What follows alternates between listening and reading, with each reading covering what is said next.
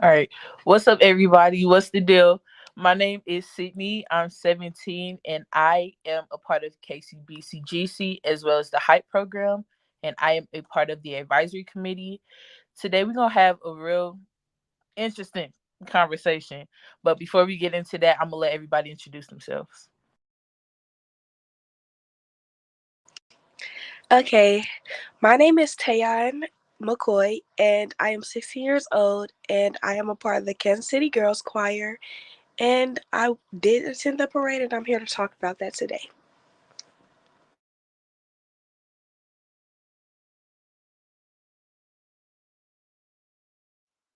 Hello, everyone.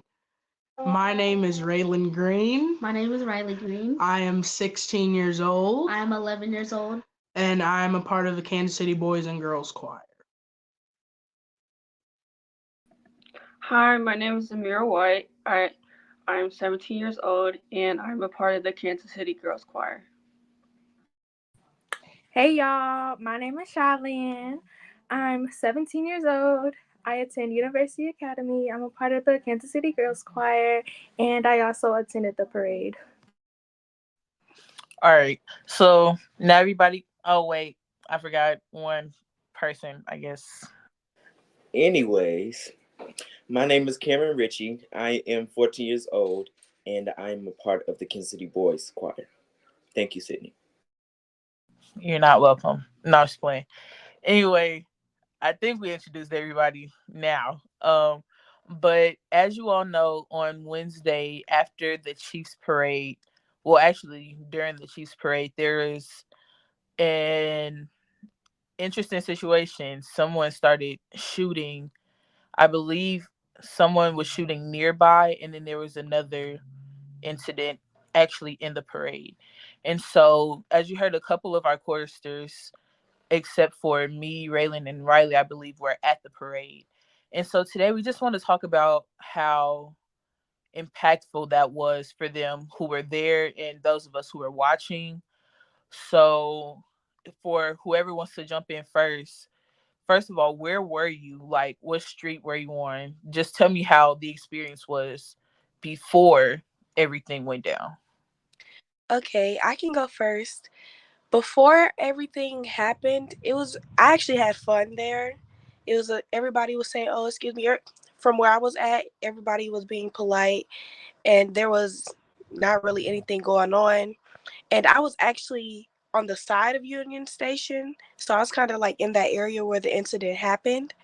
But before the incident, it was just really nice. It was nothing really too serious happening at the moment.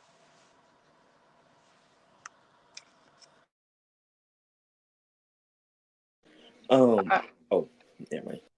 well, um, I was like in the middle of Union Station, in like the like where the stage was kind of at. But before then, it was just like a happy environment. Everyone was like dabbing each other up. Everybody was happy about the parade until the incident happened. So we had got there like kind of like the beginning where the trucks and stuff were going by. So we were kind of everywhere basically. And then we had walked down to Union Station. So we were like by the T-Mobile Center. And then after the trucks and stuff or the buses and stuff went by, we walked down to Union Station. But honestly, it was pretty cool.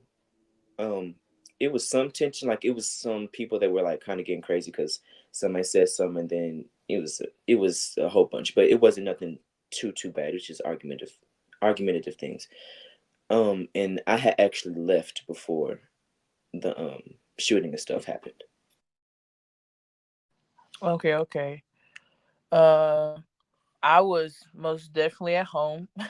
I was definitely at home with my mom and my sister. My dad was down there, but he left before everything went down. So I'm grateful for that. I'm grateful that everybody on here is still, alive. Nobody's hurt. Everybody was able to get out safely. That's something that we should be grateful for. God is amazing. But Raylan and Riley, did y'all watch everything go down from your house? No, actually, our cousin that lives in Florida told us about it, and that's how we knew. We didn't watch anything go down, but our cousin told us about it. Got you, got you, got you. So let me start with Tayon. Let me start with Tayon. So Tayon, you was in that area, right? Yes. So tell me, wait, hold on. Somebody said, were you scared? Were you scared being around that many people before the shooting? Everybody that was there. Well, I to start off, I would say no because I have been to the previous parades and nothing really happened so far as anybody shooting or anyone arguing with me at least. So I wasn't really scared to be around that many people. Yeah, I wasn't scared about it because I just thought it might be how it was when I was with Charlene the first time. Didn't think it would be too bad. I wasn't really um afraid, because honestly, we weren't like really crowded together. It was a whole lot of people, but where we were standing, it wasn't a lot of people around, and we were walking. It was fine. So yeah, it was pretty cool. I wasn't afraid because I was like the crowd pleaser. Like I was just trying to get everybody entertained. Like while we was waiting for the parade to actually start, it was cold out there, but I wasn't afraid. But yeah. Hold on, hold on, hold on, hold on, hold on, hold on. Shiley said you were the crowd pleaser. That took me out. That took me out just now. Yes. Yes. Like yes. Okay. To add on to what Charlotte said, around my area, we was all happy. Like I even like when the parade was going on, I was like standing up on the gate to like get everybody to get all the football players to come to our side. So it's like I had the whole crowd. We had the whole crowd saying the football players' names and everything. So it was like before the incident happened, everybody was like coming together. Like I was talking to people around me that I didn't know. So it's just like it wasn't nothing really like, oh, something finna go down. Nobody really thought anything like that would happen. Right. Okay, okay. That's good to know. So, all right, we talked about before. Let's talk about during the incident. That's the conversation. So, for everybody that was there when it happened, I know Kim, you said you left before it went down, but for those who were there in the moment when it happened, like what was going on? Like, was there a lot of noise? Was it people arguing? Just like what happened? Okay, so from what I hear through the media, I guess it may have started through an argument, but I wasn't near the people that were arguing. But as I was leaving, you could see like every police running down to Union Station. And I'm looking like, dang, I just left there. Like, what happened? Because I didn't actually hear the shots, but like you could tell something happened because everybody was running towards Union Station. Somebody said, were any of you close? Who was close to the actual like shooter, like that incident? I was kind of close, and that's when a lot of stuff started to happen because I was right in the middle of it. Like I wasn't like right in the middle of the shooting, but like I was right in the middle of the Union Station. So I was kind of scared because in that moment, a lady behind me just passed out, and everybody was like, "Who knows CPR? Who knows CPR?" I was the only one who said, "I know CPR." In that moment, I was like, "Oh shoot, I might actually have to do CPR on this lady to help her." But in front of me, there was a certified nurse, and she was like, "Okay, I can do it. Don't worry about it." And the whole time I was worried because I was like, "Is she going to be okay?" I was like, I didn't want to see no one die in front of me, and it was a lot going on. There's still a lot of arguments, and how I learned CPR, it was because of in my health class. But yeah, it was just a lot going on in that moment. Who else knows CPR? I do. I learned a couple times. I was taught at my old school, and then I was taught a couple years ago. I don't remember where a couple years ago, but I know I've been certified twice. Just I yeah. know I had to learn Amira, it at. someone asked Amira, where did you learn CPR? Yeah, she just answered that question. Oh, okay. I'm sorry, my bad. But go ahead, Cameron. Oh, okay. So, anyways, I was certified last summer during my internship. Honestly, I kind of forgot how to. Is it like it's like 30 pumps or something? I can't remember how it goes, but it's something like that. And then we got to practice on babies too. It's actually on fake babies. Sorry, yeah. We got the fake babies, but we got you. We got you. But Amir, first of all, shout out to you for being like brave enough for saying, "Look, I know CPR. I'm willing to help. Just let me know."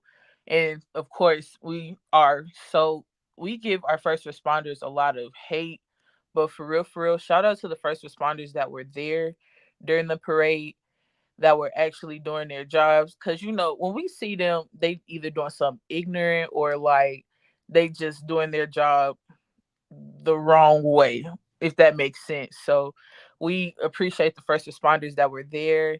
We're glad everybody got out safely. But for Amira, mentally, how was that for you just watching all of that happen?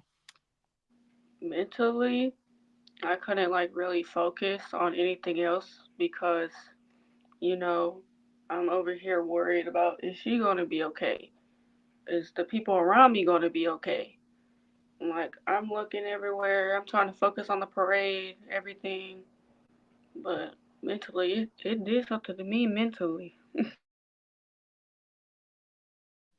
For those, oh my goodness, my English. For those who are watching at home, so like Raylan and Riley, y'all said y'all didn't watch it. Somebody told y'all, but who watched like the news after everything happened? Cameron, what did you? Cameron, Tayon, Shylin, and of course Amir. But how did y'all like mentally? How did y'all take that in?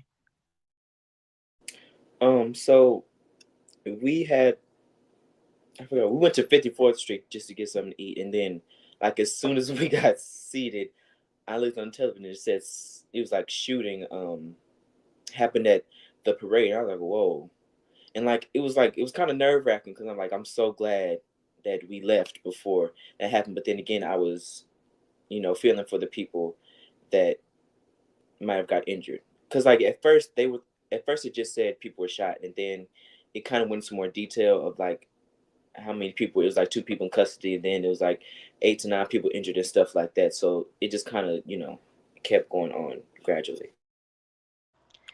And I would like to add on to what Cameron said. Like, yeah, I'm sure a lot of people like went out to eat afterwards because everybody's hungry after standing out there for so long. So I was sitting down eating my food. You could look up on the TV, and every 5 minutes the story would change. Oh, this many people got arrested. Oh, this many people are injured. Oh, now people are dead. Like, so it's just like I'm sitting there. I'm glad that I left when I did, and right before I left, I was actually planning on walking across to Union Station where it was. So I'm glad I did it and I turned around because I also could have been one of the victims. So I'm glad I wasn't. So it's like as I'm watching the news, it kind of just got even more real for me because it's just like I didn't expect that to happen. Yeah, I'm definitely grateful that you didn't go at least back to Union Station. But real quick, sidebar, Kim, why you ain't bring me no food? Okay, back to the conversation. I just thought that point needed to be made because I didn't get a plate. But anywho, somebody said, how did your parents feel about the safety of the event? For those who were there, and honestly for those who are watching at home, like how did your parents feel about y'all being out and about during that situation? Um, if Well, I know for my mom, because I was with friends and I was actually thinking about living with them, and the phones were not working, she was more so scared for my safety and the people around me because she wouldn't be able to contact me because the phones were down. There's no way to really find me through all those people. So she was more so scared about my safety, what making sure I knew what to do in case I was in that situation. So she was just like really nervous because she wouldn't have no way to contact me or get to me.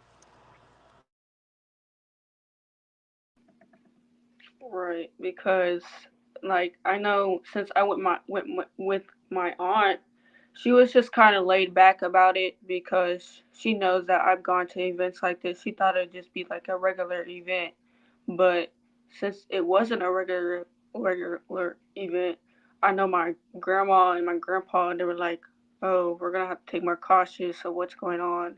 Make sure that your phone is always charged and always like have stuff on you and stuff." So luckily I was with both my parents and my cousins. And even though I left before, it was a couple of people had called to make sure that we were okay because they had knew that we were going.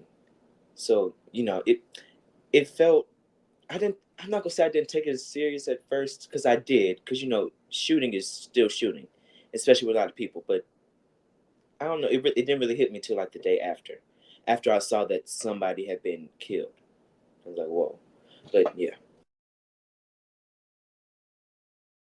Raylan and Riley, I know y'all are just kind of like hearing the conversation more so than watching it, but from what you've heard, if you were in that situation, how would you feel? I don't know how I would feel. That's something that's unexplainable, but I would feel scared first of all. But Yeah, I would feel scared also because we were also in a situation like this, and if we were there, it would have been it would have been really scary. yeah, it would have been really scary because I think like 9 or 10 of the victims were children.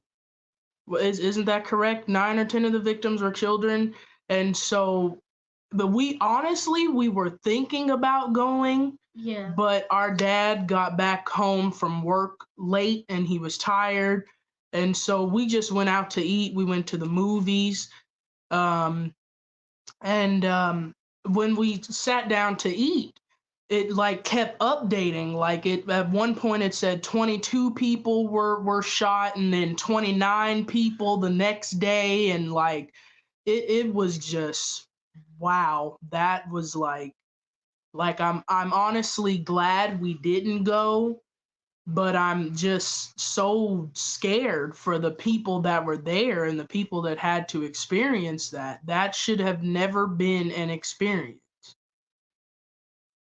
Somebody said to Shaw Money, since you are a big Chiefs fan, how does it feel about you? How does that change how you feel about attending other events?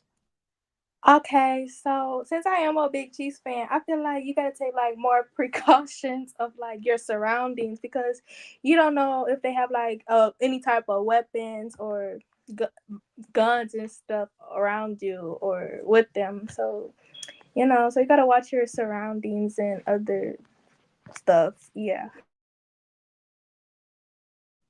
Do you think your parents overreact when you're out? Will it impact you moving forward? I'm not gonna lie. My parents usually I'm not out by myself. I'm usually out with people, first of all, who are older than me. So then people that my parents know, like they know for a fact they're going to look out for me.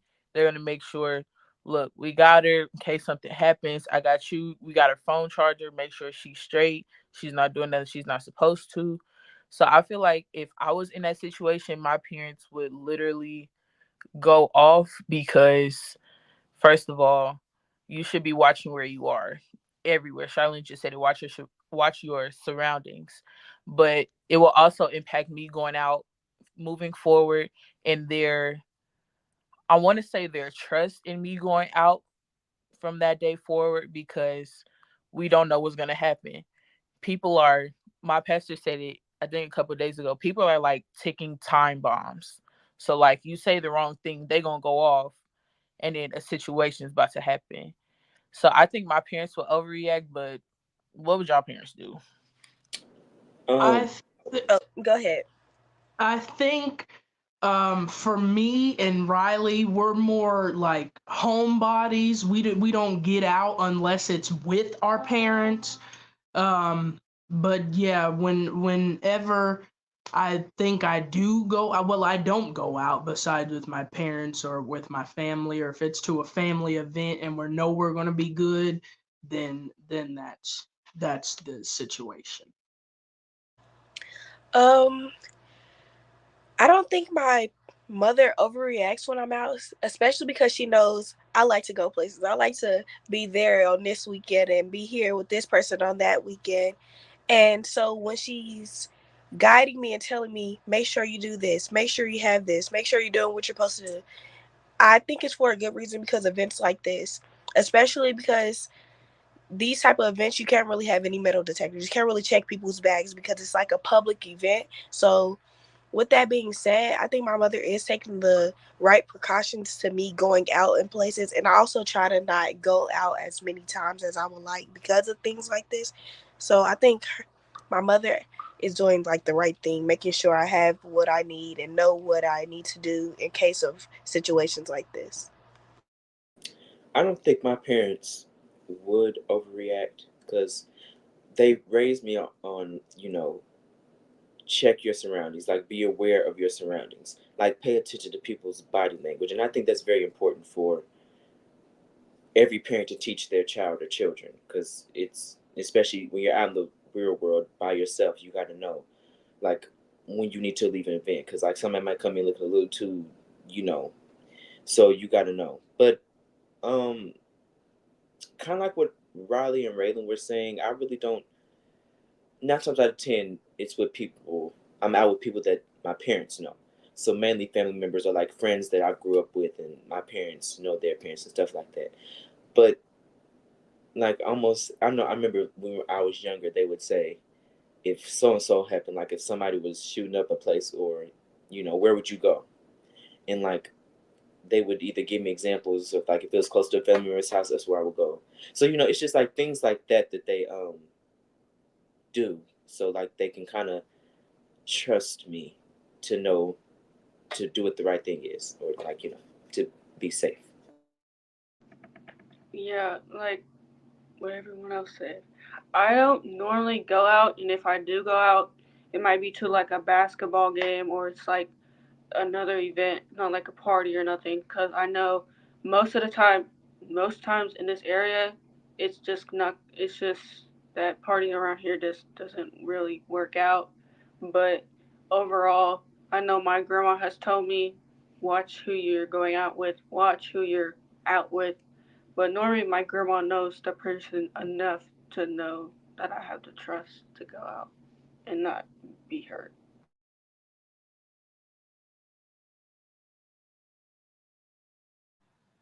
Oh, somebody said if you knew anything about the shooter, would you report it 1,000%?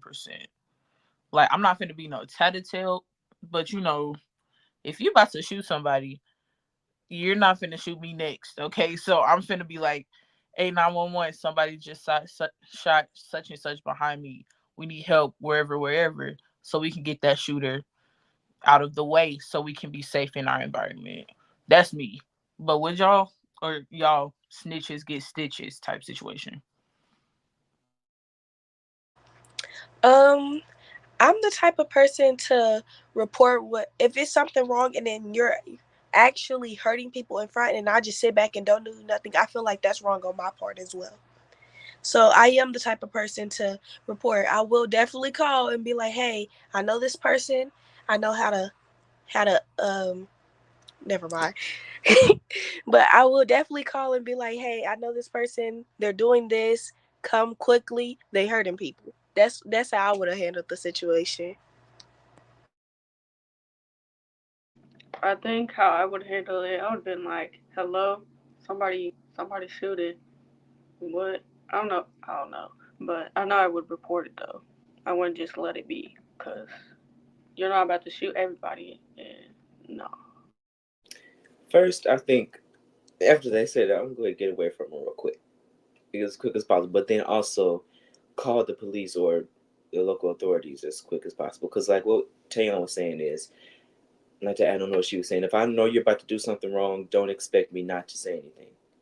Because I will. Not gonna say that you gonna know it's me that said it.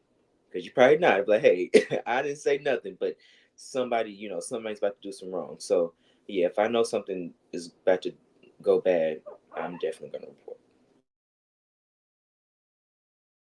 Somebody said, "Are you all aren't scared to report?" I'm not personally because first of all, you know how police reports get a little twisted up. So you'll be like, "Oh, I'm associated with such and such. Such and such helped me shoot somebody." No, they didn't. No, I didn't. I don't, who are you? Oh, I have no recollection of who you are. I'm sorry. But I'm going to report and I'm going to make sure I'm safe and the people connected to me are safe because of situations like that. I'm not scared. Are y'all scared? No, no, I, no, no, just no. Okay. I'm not. No. Okay, and to add on to that question, uh, I could see like from different point of views. Like, say I might not want to report it because I'm scared of what that person might do if they find out I didn't told on them. I'm not one of those type of people, but it is people out there that are scared to say, "Hey, this person's doing that," because it might get back to that person and be like, "Oh, you telling people I'm shooting people now? I'm finna shoot you." So it could be incidents like that. So some people might be scared to address the situation or report a situation. And I think it just really depends on who the person is, because like people react to things different ways. So like if somebody's gonna say they're gonna shoot somebody up, people might like start getting frantic or something, and then others might just know I don't know, like know how to respond to it, or just how to stay calm, but report it as well. That's a good point. Another question said, the shooters were your age. Why is it such frustration with you? I'm gonna pass that question to Sha Money. Why you think it's so much frustration with us? I don't even know why they had a gun in the first place. Like, how did you even get a gun to begin with? And why would you bring it to a place where people are just trying to celebrate the Chiefs Super Bowl win unless it was like not a Chiefs fan, like a maybe like a 49ers fan or something, or somebody that just has a lot of anger. Um, I feel like I'm talking too much, but sorry. To answer the question, to me, I feel like it's the parents. They don't have a good guide to tell them, hey, if you get mad, walk away. If you get mad, at least throw the hands first before you pull out a gun. I feel like it don't even have to be parents, but they don't have someone in their life to tell them, guide them through life, tell them what they need to do, how they should be doing things, and handle things properly. Because I know my mama, I would not be going nowhere with no gun. I don't like to hang around nobody with no gun. So, and that's just how I was raised. So I think it's basically how they were raised. I'm gonna Like, agree with Tayon. I'm going to agree before y'all start talking. Real quick. I tell this to people all the time. My parents are thugs. I am not going to lie. My parents are gangsters. No, I'm just playing. But no, my parents. I'm a child of a preacher and a child of a deacon, right?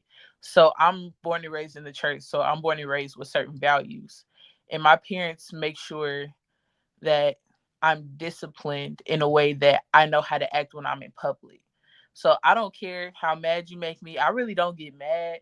I get irritated, but I don't get mad.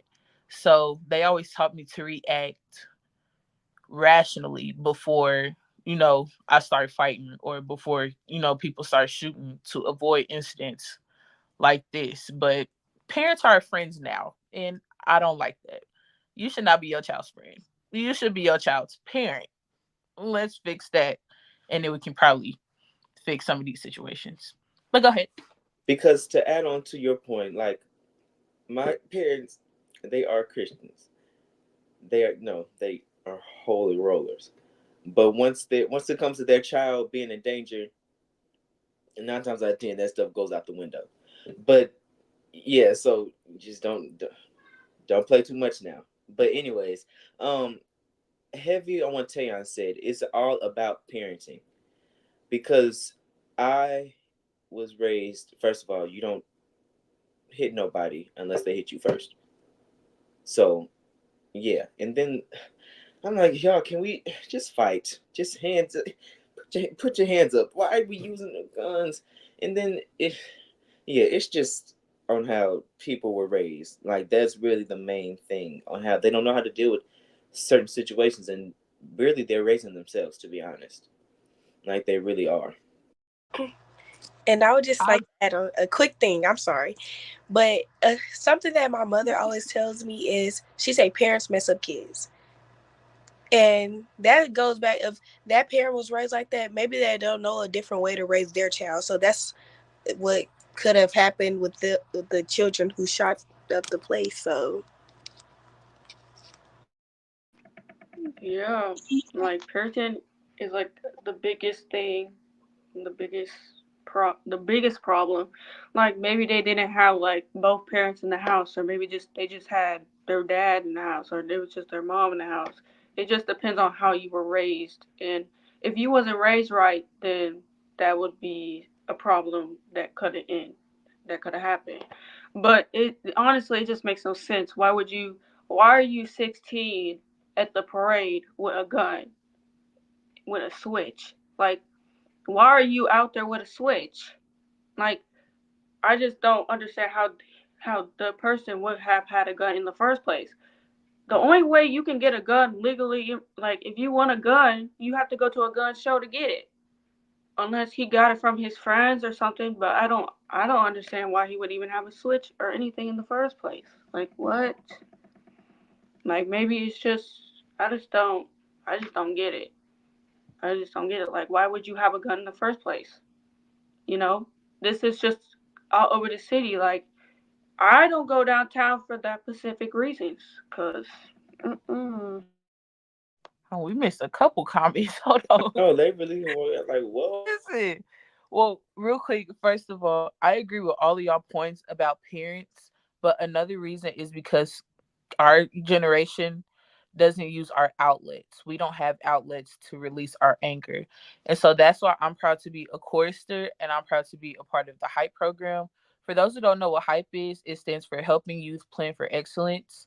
Both of our programs give youth from everywhere, give youth the opportunity to learn something instead of to go shoot somebody, to go fight somebody, to go do whatever else.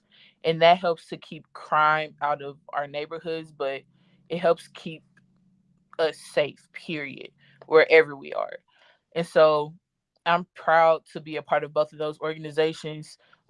Us as this group right here, we're a small fraction of the choir, but we're proud to be a part of both of those organizations, helping our youth stay alive and helping them stay positive. But anyway, back to these 12 comments that we just missed. Hold on, Tayon, go ahead. and like about the outlets, a lot of people don't really have someone they can go to talk. So that's why I at least try to be that friend because I do know people who think, oh, the only way to protect myself is using a gun. So I try to tell them, because you know me, I would tell them what I think and my opinion. I'm always express my opinion. I try to tell them, hey, it's other things like that. And if you feel like you can't talk to me as a friend, a lot of my friends talk to my mama. So it's just like you kind of have to force. Well, I wouldn't say force. Let me exit that, but try to be that outlet to one of your friends. If you know somebody, or if you know somebody who knows somebody, try to be that outlet for them because a lot of times they don't know where to go. I agree. But let's answer this question real quick. Actually, I'm gonna pass this to Raylan and Riley. I want to see what y'all got to say about this. But should the parents of the shooter serve jail time as well? I think I I think so, because reporting back to that last question, it's all about how, you were raised, and train up a child in the way that they should go, so when they grow old they will not depart from it. If you teach them in the ways of the Bible times, then they're going to carry that with them. You have to instill these things in your children. If you don't instill them in them, What life are they gonna have? What life are they gonna have if they go around solving their issues and their problems with anger? Even if we have to report back to the fisticuff times, or they use their hands to fight. We don't even use hands to fight anymore. We use guns. Why does it always have to be a weapon of some sort? It doesn't have to. And some things we fight over is silly stuff. All right, TD Jakes. Here we go. I was finna Don't say, help the body, her. bro. But listen, it's like, why? My question is, and anyone can answer this, but my question is, when did it come to a point in history where our first instinct is to grab a gun and pull it on somebody? I can't tell you. I was about to say 2024. 2024. People don't But care. like, They don't it's care. just sad. It's just sad to see our community go to waste. Like, our community is failing because everybody wants to pull a gun on somebody. It doesn't even have to be it doesn't even have to be our people. You know, an 18-year-old in Uvalde, Texas, shot up a middle school. For what? For what? Do you think that things can change? You know what? At this point, I can say it's impossible for things to change, but I just don't know. I think it's impossible at this point because we've gone down a road that we can't come back from.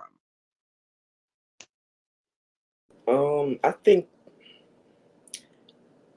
things can change. It's just gonna take a lot of effort and a lot of bringing our community together to do it. It's not gonna, nothing happens overnight. So it's gonna take a lot of time, a lot of patience, and it's just a lot. And to add on to what Raylan was saying about instilling your child with those things, I feel like a lot of parents wait until kids do something just so terrible to start getting on them. Like, no, what they it's saying, like after 2 or 3, that stuff ain't cute no more. So that's when you really need to start getting in on your child, regardless of what their age is. They need to know that from then to when they get to be grown out in the world. So yeah. I agree. I feel like Raylan gave a super honest answer, especially for a black young man in 2024. I feel like he gave an honest answer saying, right now it's impossible, but then you have Cam on the other side saying, it's going to take a lot of work, but I feel like if we come together and figure it out, if our generation puts the gun down, if we put our fists down and actually find a way to figure out the root of the problem, then we can actually fix the problem. Which brings me to this question. So, what is your responsibility? What is our responsibility in the change that we want to see? I think our responsibility right now is to put the guns down. Point blank, period. Put them down. Like, even if you don't want to, put it down. Like, it's going to take a while, but we gotta we gotta do it. If we want to see a better community, we have to put in the work in order to see a better community. We can't just want to see a better community and then sit back and do nothing. No, this is our community. This is our generation going out and killing people with weapons. And I hate to see it, but it's like, you got to you gotta and I think in this time we need to control our anger issues. And maybe it's not even anger issues, but we have to control, like, if we just got to control it. We got to be the change we want to see in the world. We have to show the world through us that change is possible. I like that. I like what he said. Anybody else want to chime in on that? I think it just takes people from our generation just to take a stand, like not being afraid to speak out on certain situations, because I feel like we're just so scared to say something because we're going to get backlash for it, and we don't want that, and we don't want um, rejection and stuff. And like somebody just said, lack of love and support issues, like it's very heavy. It's like very heavy. So I just think it takes for some leadership in our generation at this point. Okay, this is the last thing I have to say before I have to leave. I have somewhere else to be at. But I feel like if you like put yourself in like somebody, It's time for us to go. I know, but mama, okay, I know, mama. Anyways, I'm sorry. Um, what was I finna say? But if you like put yourself in like a good crowd of people instead of like hanging out with like gang bangers and like stuff like that, if you put yourself in like a good group of friends and like yeah. On that wonderful note, we're gonna wrap this I up. got one more thing to Yeah, say. everybody do last comments. Do last comments about everything, whether it's about you in the situation or us fixing the situation. Okay. Yes, my last comment before we leave is basically if you know somebody who's like one of those people, oh, I have to pull out a gun to fix this situation, point them to outlets like Hype. Point them to the choir. They don't really even have to know how to sing for real to be in the choir. I feel like just pointing them to these organizations will help them try to be a better them. So just making sure you know somebody, pointing them to the outlets that you think will help them. My last comment before we go, God didn't create us to kill this earth. He created us to love. He created us to worship. Mm. He didn't create us to do all this what we're doing right now. And we need to work on that because yeah, we just need to work on Yeah, fixing what we're doing right now. yeah. I think, Jesus said it best. Love your neighbor as I have first loved you. And I think that's what we lack in this community today is I think is self-love. Self-love is in these times are big cuz if you don't have anyone that you can turn to, you can always turn to yourself. You can always turn to yourself and tell yourself, hey, self, I need some help. I need to sit down and help myself because I how can other people help you if you don't ask for help? That's really the big question here. How can other people help you if you yourself do not want or do not ask for the help? Be the change you want to see in the world. Take Jesus everywhere you go, and where you can't take him, don't go. That's all I have to say. Yeah, it's just, I don't know. It's a lot. Um, I what Braylon was saying. It's you just gotta ask for help, and that's just their problem. They want to be, or our problem. We just want to be so independent all the time that we won't take the time just to ask somebody a simple question. It doesn't hurt to ask at all if you go to the right people, at least. But and I'm just tired of. Dang, I'm trying to go out. I'm sick of being in the house. I'm trying to go out now. Dang, and I can't go out because you over here trying to shoot places up. Golly. But yeah, that's all I had to say. Yeah, honestly, what Cam just said. I want to go out. I want to experience concerts. I want to do things. I want to go without having to worry of, oh my God, I hope I don't get shot or there's no shooting. Because I'm just thinking the overall thing we got to do is get self love. If you don't have self love, then you need to go to different outlets. There are mental health hotlines. There's different hotlines you can call. Like, it can all kind of be resolved if we just use our our voice and our power, because it all could be resolved. Like, come on, guys. Look, I agree with everything everybody said, especially Kim, because I don't go nowhere except the church and the school. I kind of want to fix that going into senior year. So let's get it together, y'all.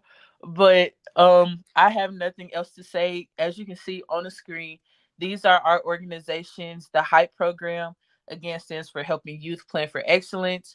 The Kansas City Boys Choir and Kansas City Girls Choir. We are also here for whatever you may need. We are proud to be a part of both of these organizations. We appreciate, everyone coming in, taking time out of their Saturday, taking time out of their day period to come and have this conversation. It can be traumatic, but we are grateful to God that we are still alive. We're still able to talk. We're still able to do everything. I have nothing else to say. Shout out to Miss Mia and Lady T for helping us put this together. And I'll see y'all later. We'll catch you on the flip.